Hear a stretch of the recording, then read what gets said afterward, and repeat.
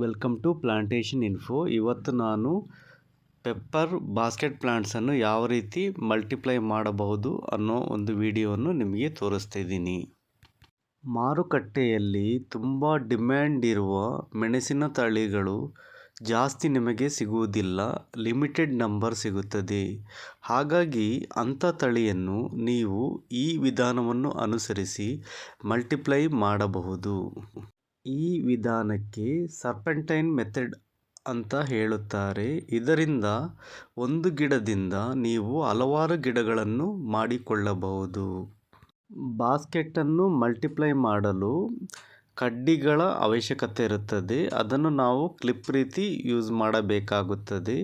ಇಲ್ಲಿ ನಾವು ತೆಂಗಿನ ಗರಿಯಿಂದ ಕಡ್ಡಿಗಳನ್ನು ಬೇರ್ಪಡಿಸಿ ಆ ಕಡ್ಡಿಗಳನ್ನು ಉಪಯೋಗಿಸುತ್ತಿದ್ದೇವೆ. ಚೆನ್ನಾಗಿ ಬೆಳೆದ ಒಂದು ಮೆಣಸಿನ ಗಿಡದಿಂದ, ಅಂದರೆ ಬುಟ್ಟಿಯಲ್ಲಿ ಚೆನ್ನಾಗಿ ಬೆಳೆದಿರುವ ಒಂದು ಮೆಣಸಿನ ಗಿಡದಿಂದ ನಾವು 20ರಿಂದ 30 ಗಿಡಗಳನ್ನು ಮಾಡಬಹುದು, ಅಥವಾ ಅದಕ್ಕಿಂತ ಜಾಸ್ತಿ ಗಿಡಗಳನ್ನು ಕೂಡ ಮಾಡಬಹುದು. ಇದಕ್ಕೆ ನಾವು ಸರ್ಪೆಂಟೈನ್ ಮೆಥಡ್ ಅಂತ ಹೇಳುತ್ತೇವೆ. ನೋಡಿ, ನಾನು ಇಲ್ಲಿ ಒಂದು ಚೆನ್ನಾಗಿ ಬೆಳೆದಿರುವ ಗಿಡವನ್ನು ತೆಗೆದುಕೊಂಡಿದ್ದೇನೆ. ಈ ಗಿಡವನ್ನು ಸರ್ಪೆಂಟೈನ್ ಮೆಥಡಿಗೆ ಯೂಸ್ ಮಾಡ್ತಾ ಇದ್ದೀವಿ. ನೋಡಿ, ಮೊದಲು ಈ ಗಿಡವನ್ನು ಇಟ್ಟ ಮೇಲೆ ಮುಂದೆ ನಾವು ಎಂಟಿ ಬಾಸ್ಕೆಟ್, ಅಂದರೆ ಗಿಡ ಎಷ್ಟು ಉದ್ದ ಬೆಳೆದಿದ್ದು, ಎಲ್ಲೆಲ್ಲ ಗಂಟಿದೆ ಅಂದರೆ ನೋಟ್ಸ್ ಇದೆಲ್ಲ, ಅಲ್ಲಿ ಎಲ್ಲ ನಾವು ಒಂದೊಂದು ಎಂಟಿ ಬಾಸ್ಕೆಟನ್ನು ಇಟ್ಟು ಅದಕ್ಕೆ ಕಡ್ಡಿಯಿಂದ ಕ್ಲಿಪ್ ರೀತಿ ಲಾಕ್ ಮಾಡಬೇಕು. ಅಂದರೆ ಕಡ್ಡಿಯನ್ನು ಯು ಶೇಪಲ್ಲಿ ಬೆಂಡ್ ಮಾಡಿಬಿಟ್ಟು ನೋಟ್ಸ್ ಬಂದು ಬಾಸ್ಕೆಟ್, ಎಂಟಿ ಬಾಸ್ಕೆಟ್ನ ಮಧ್ಯದಲ್ಲಿ ಇರುವಂತೆ ಲಾಕ್ ಮಾಡಬೇಕು. ನೋಡಿ, ಇಲ್ಲಿ ಈ ವಿಡಿಯೋದಲ್ಲಿ ತೋರಿಸ್ತಿದ್ದೀವಲ್ಲ, ನೋಟ್ಸ್ ಬಂದು ಎಂಟಿ ಬಾಸ್ಕೆಟ್ ಮೇಲೆ ಲಾಕ್ ಆಗುವ ಹಾಗೆ ನೋಡ್ಕೋಬೇಕು. ನೋಡಿ, ಇಲ್ಲಿ ನಾವು ತೋರಿಸ್ತಿದ್ದೀವಿ ನೋಡಿ, ಈ ರೀತಿ ಮಧ್ಯದಲ್ಲಿ ಲಾಕ್ ಆಗಬೇಕು. ಹೀಗೆ ಪ್ರತಿ ಒಂದು ಗಂಟನ್ನು ಲಾಕ್ ಮಾಡೋದರಿಂದ ನಿಮಗೆ 45ರಿಂದ 60ನೇ ದಿನದಲ್ಲಿ ಆ ಗಂಟುಗಳಲ್ಲಿ ಬೇರುಗಳು ಬರುತ್ತದೆ. ಈ ರೀತಿ ಬೇರುಗಳು ಬಂದ ನಂತರ ನಾವು ಏನು ಮಾಡ್ಬೋದಂದರೆ ಬಾಸ್ಕೆಟ್ಸನ್ನು ಸಪ್ರೇಟ್ ಮಾಡ್ಬೋದು. ಅಂದರೆ ಕಟ್ ಮಾಡಿ ಆ ಕಡೆ ಈ ಕಡೆ ಬಂದಿರೋ ಇದನ್ನು ಕಟ್ ಮಾಡಿ ಸಪ್ರೇಟ್ ಮಾಡಿಬಿಟ್ರೆ ನಿಮಗೆ ಪ್ರತಿಯೊಂದು ಇಂಡಿವಿಜುವಲ್ ಬಾಸ್ಕೆಟ್ ಆಗುತ್ತದೆ. ನೋಡಿ, ಈ ವಿಡಿಯೋದಲ್ಲಿ ನಾವು ತೋರಿಸ್ತಿದ್ರಲ್ಲ, ಈ ರೀತಿ ಫಸ್ಟ್ ಕ್ಲಿಪ್ ಮಾಡಬೇಕು.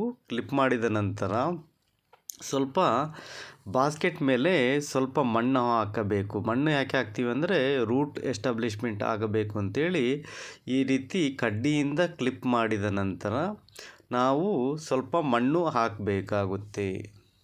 ನೀವು ಮೇನ್ ಪ್ಲ್ಯಾಂಟ್, ಅಂದರೆ ನೀವು ಫಸ್ಟ್ ತಂದಿರ್ತೀರಲ್ಲ ಆ ಗಿಡವನ್ನು ಒಂದು ದೊಡ್ಡ ಬಾಸ್ಕೆಟಲ್ಲಿ ಇಡಬಹುದು, ಅಥವಾ ಡೈರೆಕ್ಟಾಗಿ ಮಣ್ಣಿಗೆ ಕೂಡ ಹಾಕಿ ಅಲ್ಲಿಂದ ನೀವು ಉದ್ದ ಮಾಡ್ತಾ ಎಂಟಿ ಬಾಸ್ಕೆಟನ್ನು ಸೆಟ್ ಮಾಡ್ತಾ ಹೋಗಿ ಸರ್ಪೆಂಟೈನ್ ಮೆಥಡನ್ನು ಫಾಲೋ ಮಾಡಬಹುದು.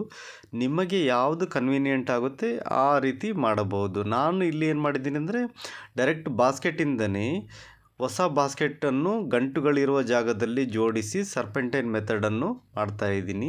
ಇದನ್ನು ನೀವು ಬೇಕಾದರೆ ಮಣ್ಣಿನಲ್ಲಿ ಕೂಡ ಇಟ್ಟು ಮಾಡಬಹುದು.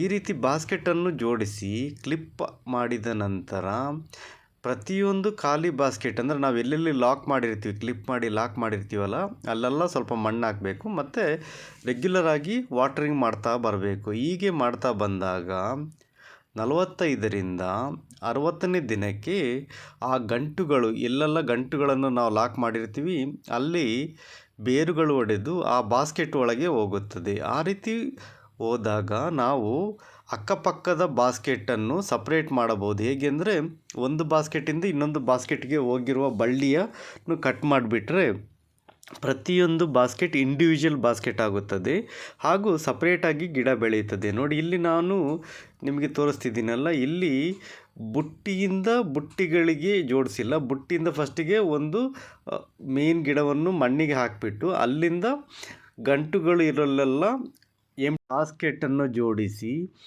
ಅಲ್ಲಿ ಲಾಕ್ ಮಾಡಿ ಮಣ್ಣು ಹಾಕಿ ಎಲ್ಲ ಕಡೆನೂ ಬೇರುಗಳು ಹರಡುವ ಹಾಗೆ ನೋಡಿಕೊಂಡಿದ್ವಿ. ಈ ರೀತಿ ಬೇರುಗಳು ಬೆಳೆದ ನಂತರ ನಾವು ಅದನ್ನು ಬೇರ್ಪಡಿಸಬಹುದು. ಆಗ ನಮಗೆ ತುಂಬ ಬುಟ್ಟಿ ಗಿಡಗಳಾಗುತ್ತದೆ. ಉದಾಹರಣೆಗೆ ನಿಮ್ಮ ಹತ್ರ 100 ಮೆಣಸಿನ ಬಳ್ಳಿಗಳಿದ್ದರೆ ಸರ್ಪೆಂಟೈನ್ ವಿಧಾನದಿಂದ ಅದನ್ನು 1000 ಬುಟ್ಟಿ ಗಿಡಗಳಾಗಿ ಮಾಡಬಹುದು.